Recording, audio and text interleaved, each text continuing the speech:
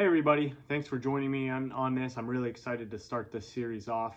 I did a poll on my Instagram story over the weekend to ask if anybody would be interested in me documenting the process of coaching and developing my program for myself to give insight into what goes into developing a plan for a client or an athlete, whether it's yourself or your coach that's working with a client, or if you're just a trainee who kind of wants to learn some little bits of information of what goes into the training design and the why behind it, so it helps you develop your purpose or whatever. You can be pulling anything from this series. This is going to be a pretty long series. I hope to put as much information into it as possible and give you as much information as possible. I would love your feedback on this, how things are going, if you're learning from it, if you want to see things in here that I'm not putting into it, or if you want me to go into more detail about a subject, or if you even have suggestions for anything that you want to see in the process of this. But I am going to use myself as like the litmus test for this and develop the process along. And I want you to look at it through the lens of just learning what it's like to either be coaching and developing the plan for somebody, or what goes into working with a coach. So I'm going to kick this off today, this first video going over what goes into the start of the process, which is the testing phase. Once you've gathered all the information of the goals of the client or yourself and know the direction that you want to go, then we're going to gather the training information of the testing phase. So that's what this is going to go over. So for me, again, using myself as the example, I want to improve my performance for soccer. I want to improve my athletic performance as if I was a soccer player. I do want to get into rec leagues and play soccer, and I want to be prepared for that. So that is why that goal is going to be used. And those qualities transcend a lot of athletic performance anyway. So I think it kind of helps develop qualities outside of the sport as well. Anything that also goes into determining objectives is secondary goals or considerations, like things that the people still want to be able to perform well or are just a part of their daily function. So I'll go over these in order, or at least listed order, but they're not in order of importance or priority for me. I am a member at the local fire department, so there are certain qualities, fitness qualities, that should be maintained or developed in order to do your job effective and safely. So there are going to be certain things in here that aren't going to be really touched on in developing a soccer athlete. I like to stay active, snowboard and mountain bike, do sort of non-fitness sports as well in the summer and winters. Olympic lifting is a big part of my interests for training, so I do want to make sure I'm developing that, even though they can be used in sports performance for soccer. There's a lot of other things that are better to use for power development and things like that. So I want to also just focus on the sport of that. A lifelong, I shouldn't say lifelong, but a bucket list item for me is to be able to dunk. I don't know how possible that is for me being 5'8". I know there's people out there that can definitely do that if they train it, but we're going to see how far I can get. And obviously that bucket list item has a shelf life to it, so I have to get moving on that. And then lastly, aesthetics, just for vanity's sake. That is a low priority for me. It's not like I don't care about how I look, but it's not really a huge part of my training. So I'm not really caught up on that side of things, but I do want to make sure that hypertrophy is a part of this and staying lean from a health perspective more than anything. But no, actually I should say health and performance. So that will dictate how training for hypertrophy is implemented, just so you know, as a precursor to what you're going to see coming up.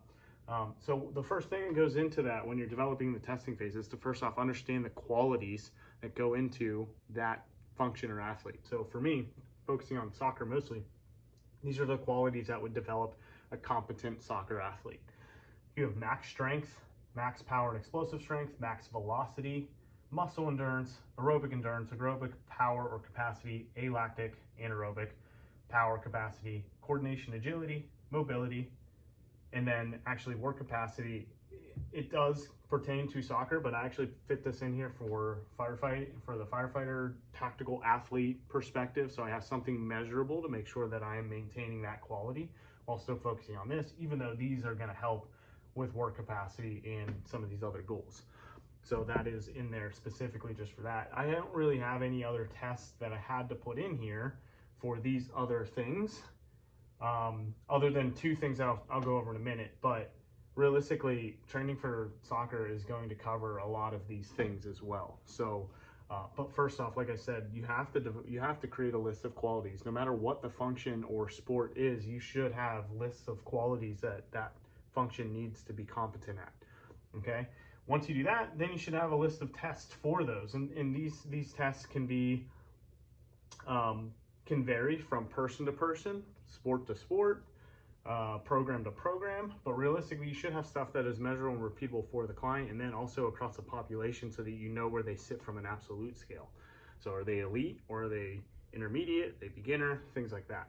So for me, these are all movements that I'm familiar with. I've done every single one of these. I put clients through these, and then there's tons of data on this stuff already out there that you can just reference to. So for max strength, we're getting some lower body work with the back squat and deadlift, getting some single leg emphasized work with the rear foot elevated split squat.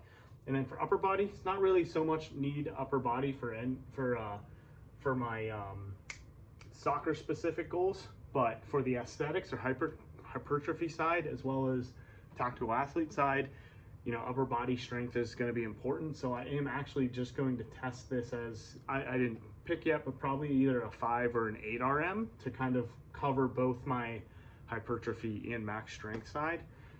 You know, I don't need to be doing 1 RMs to always be focusing on max strength.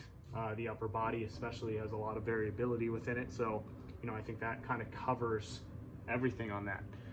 These ones are going to be more like 1 RMs, or the rear foot elevated split squat, maybe a 4 RM.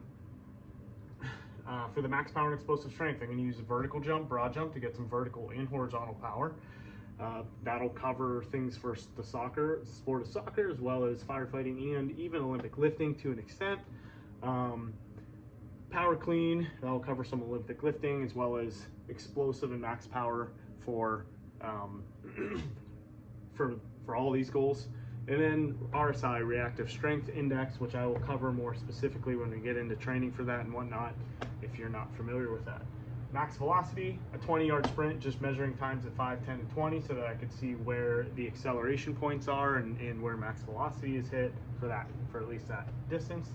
Muscle endurance, I'm just going to use the sport as a litmus test, so you'll be able to use that, just playing the sport, just understanding if I'm developing a muscle endurance sport.